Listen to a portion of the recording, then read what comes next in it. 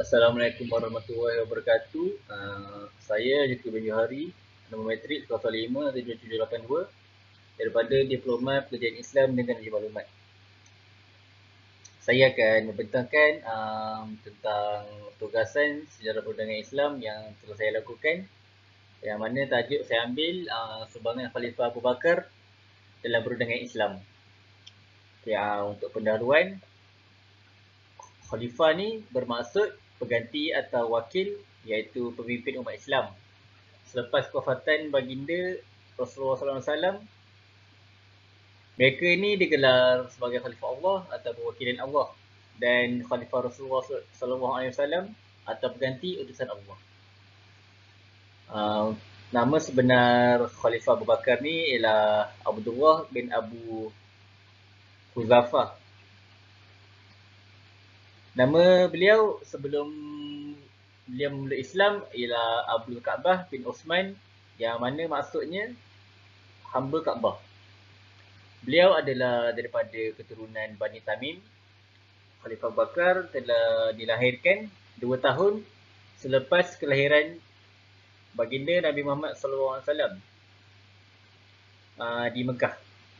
Beliau diberikan gelaran As-Siddiq kerana beliau sentiasa membenarkan kata-kata dan tingkah laku Nabi Muhammad SAW tanpa sebarang keraguan dan dalam hatinya. Khalifah Abu Bakar juga merupakan lelaki pertama yang memeluk Islam, dan beliau juga tergolong dalam golongan yang bijak pandai di kota Mekah. Beliau mempunyai banyak sikap yang terpuji, contohnya jujur, adil, amanah dan banyak lagi lah. Beliau dihormati dalam kalangan masyarakat Mekah. Sayyidina Abu Bakar adalah sahabat Rasulullah SAW yang paling rapat dan banyak menghadapi dugaan dan cabaran bersama baginda SAW dalam usaha penyebaran Islam. Khalifah Abu Bakar telah dilantik menjadi khalifah pertama umat Islam melalui Majlis Syura pada 11 Hijrah, yang mana majlis itu telah dihadiri oleh golongan Muhajirin dan golongan Ansar. Ketika dalam majlis tersebut, nama Sayyidina Umar dan Sayyidina Abu Ubaidah telah dicadangkan oleh Khalifah Abu Bakar. Tetapi Sayyidina Umar telah menyambal tangan Sayyidina Abu Bakar lalu membai'ah Sayyidina Abu Bakar dan diikuti semua orang Ansar dan Muhajirin. Khalifah Abu Bakar memerintah hanya selama 2 tahun sehingga bermula 11 Hijrah sehingga 13 Hijrah. Setelah wafat pada 23 Jamadil Akhir 13 Hijrah di Madinah. Sedikit hadis maksudnya, dan dikatakan tentang keutamaan khalifah pengganti Rasulullah SAW. Abu Bakar adalah manusia yang terbaik dan terpilih sepeninggal Nabi SAW. Okay, sebab saya pilih tajuk ni adalah kerana saya ingin memperingati serta berkongsi tentang usaha dan sumbangan yang telah dilakukan oleh Khalifah Abu Bakar, sama ada susah atau mudah dalam sumbangannya dalam perundangan Islam. Untuk isi kandungan, Sayyidina Abu Bakar ni dilantik menjadi khalifah pada 11 Hijrah. Namun pada mulanya terdapat tentangan daripada beberapa orang daripada golongan Syiah yang menginginkan Sayyidina Ali bin Abi Thalib dilantik sebagai khalifah kerana beliau merupakan menantu dan juga sepupu kepada Rasulullah SAW. Penentangan ini dileraikan setelah Sayyidina Ali bin Abi Thalib membai'ah Sayyidina Abu Bakar. Pada zaman Khulafaur Rasyidin, sumber pegangan mereka adalah Al-Quran, iaitu sebagai sumber utama, As-Sunnah sebagai sumber kedua, Ijma' Sahabat sebagai sumber ketiga, dan ijtihad para Khulafaur Rasyidin dan sahabat yang menjadi wakil khalifah. Semasa pemerintahan Khalifah Abu Bakar, banyak yang telah disumbangkan oleh beliau dalam berbagai aspek. Yang pertama, Beliau meneruskan gerakan dakwah. Beliau telah memulakan gerakan dakwah semenjak beliau memeluk agama Islam.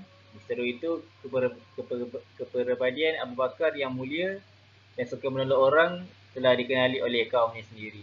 Dengan itu, ramai orang yang mencari beliau untuk meminta pertolongan, dan dengan kesempatan itu beliau mengajak sahabatnya untuk mengikut beliau memeluk Islam.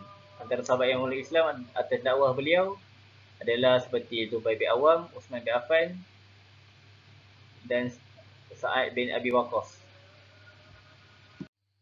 Untuk sumbangan yang kedua, mengambil alih pasukan tentera untuk memerangi tentera Rom. Sebaik sahaja Saidina Abu Bakar dilantik jadi khalifah, perintah pertama yang dikeluarkan oleh beliau adalah mengerahkan dan meneruskan perjalanan pasukan tentera Usamah bin Zaid, yang mana pasukan yang telah disiapkan oleh Rasulullah SAW untuk menggempur barisan tentera Rom. Yang seterusnya membebaskan negeri daripada cengkaman Rom dan Parsi.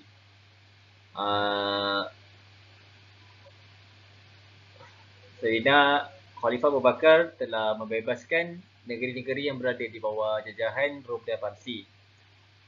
Dengan adanya tentera Islam yang diketuai oleh Parlimen Perang yang handal, iaitu yang kita kenal Saidina Khalid bin Al-Walid, mereka berjaya mempertahankan kedudukan Madinah daripada ancaman kuasa luar seperti Parsi di sebelah timur dan serangan kerajaan Byzantine, iaitu Rom Timur di sebelah barat. Sumbangan yang keempat, menghapuskan golongan murtad dan golongan Nabi palsu. Khalifah Abu Bakar telah menghapuskan golongan murtad dan golongan Nabi palsu. Seterusnya mendaulatkan kerajaan Islam Madinah.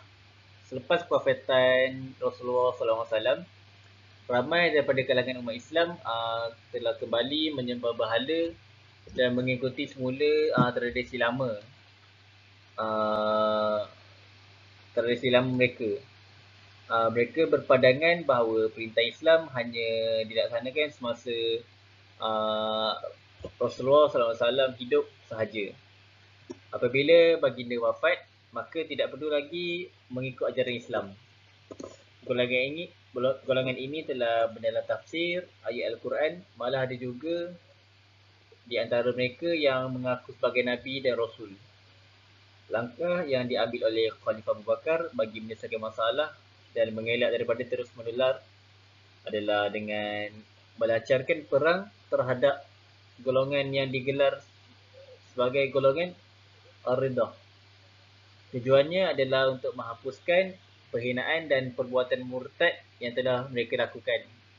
Ianya adalah dikenali sebagai peperangan Islam dan Ridah antara orang yang mendakwa dirinya sebagai Nabi ialah Musailamah Al-Kadzab, dan dia telah ditumpaskan dan dalam pertempuran Islam Ridah oleh Saidina Khalid bin Al-Walid. Seterusnya memerangi golongan yang tidak mahu membayar zakat. Beliau juga telah memerangi golongan yang enggan membayar zakat setelah pemberontakan dan kekacauan yang berlaku sehingga menyebabkan terdapat antara kabilah-kabilah Arab yang hampir melepaskan kepercayaan Islam seluruhnya ataupun murtad. Ketika itu, ramai yang tidak mahu solat, tidak mahu membayar zakat dan hampir murtad. Golongan ini percaya bahawa mereka hanya perlu beriman dan mengikut ajaran Islam semasa Rasulullah SAW hidup sahaja, dan membayar zakat hanya kepada Rasulullah SAW. Namun ada juga yang masih tetap dengan pendirian Islam mereka, tetapi enggan memenuhi rukun Islam yang kelima itu, iaitu membayar zakat.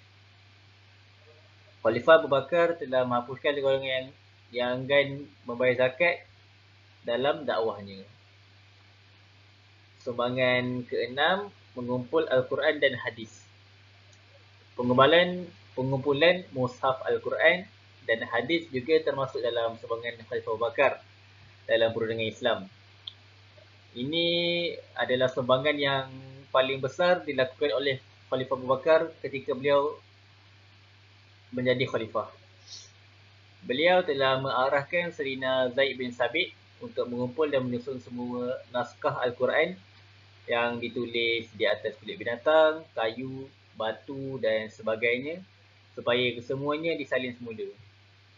Hal ini kerana selepas daripada peperangan menentang golongan murtad, terdapat ramai para hufaz yang terbunuh dalam peperangan itu. Mushaf ini telah dinamakan sebagai Mushaf Abu Bakar. Salinan-salinan tersebut disimpan sendiri oleh Khalifah Abu Bakar dan diamanahkan kepada Saidina Umar bin Al-Khattab, Saidina Hafsah dan Saidina Uthman bin Affan. Bukan sahaja Al-Quran dibukukan, malah hadis Rasulullah SAW yang mana dijadikan panduan umat Islam yang bertepatan dengan situasi kemunculan ramai Nabi palsu yang menjadikan keadaan was-was pada ketika itu. Sebagai pengiktirafan kepada jasa Khalifah Abu Bakar, beliau telah digelar sebagai penyelamat umat Islam. Yang ketujuh, membahagikan wilayah pentadbiran kepada 10 wilayah. Khalifah Abu Bakar telah berusaha untuk memudahkan pentadbiran kerajaan Islam pada masa itu dengan membahagikan tanah Arab kepada 10 wilayah, iaitu Mekah, Taif, Yaman, Zabid, Khalwan, Al-Jud, Bahrain, Jarsh, Hadramaut dan Najran. Dalam dasar pemerintahannya, beliau telah melantik seorang ketua atau amir untuk mentadbir wilayah-wilayah tersebut. Amir ini bertindak sebagai gubernur, akan merujuk dan melaporkan setiap perkara berkenaan wilayah yang orang tadbir kepada wilayah bagi memudahkan pentadbiran dan pemantauan. Yang ke-8, memperkenalkan sistem bayaran gaji kepada tentera. Beliau telah memperkenalkan sistem bayaran gaji kepada tentera melalui harta ghanimah atau harta rampasan perang. Bukan itu saja, undang-undang tanah seperti bayar cukai Al-Kharaj iaitu cukai tanah dan jizyah yang merupakan cukai yang dikenakan kepada orang kafir zimmi, iaitu orang bukan Islam yang tinggal di negara Islam atau negara bukan Islam yang meminta perlindungan dengan Islam. Perlindungan ini juga turut melibatkan golongan mawali, iaitu golongan orang bukan Arab yang memeluk Islam. Dan yang terakhir, mengenai sistem pengurusan jemaah haji. Khalifah Abu Bakar adalah merupakan antara para sahabat yang terawal digelar Amirul Hajj. Amirul Hajj mempunyai tugas iaitu memimpin jemaah haji ke Mekah, mengawal keselamatan para jemaah, membimbing para jemaah melaksanakan urusan haji dan banyak lagi. Pada hari ini, Amirul Hajj dikenali sebagai Mutawif. Untuk penutup dan rumusan, Khalifah Abu Bakar merupakan khalifah pertama selepas wafatnya junjungan besar Rasulullah SAW. Dalam era pemerintahannya, banyak sumbangan dan perubahan yang telah beliau lakukan yang membawa kepada kebaikan umat Islam pada era tersebut sehingga kini. Walaupun tidak lama pemerintahannya, iaitu hanya 2 tahun, beliau telah menjalankan kegiatan dakwahnya semenjak beliau memeluk Islam, mengurus pasukan tentera untuk berperang dengan kuasa besar ketika itu iaitu Rom, membebaskan negeri yang berada di bawah taklukan Rom dan Parsi. Sekiranya Khalifah Abu Bakar tidak berjaya untuk melakukan hal-hal berikut, maka lain jadinya pada umat Islam ketika itu dan boleh menjejaskan umat Islam pada masa kini. Antara sumbangan terbesar beliau adalah mengumpul Al-Quran dan membukukannya dengan bantuan Saidina Zaid bin Sabit. Beliau berjaya mengadakan Mushaf Abu Bakar, tetapi ianya telah dilaraskan semula pada zaman pemerintahan Saidina Uthman bin Affan yang mana dikenali sebagai Mushaf Uthmani yang digunakan pada masa kini.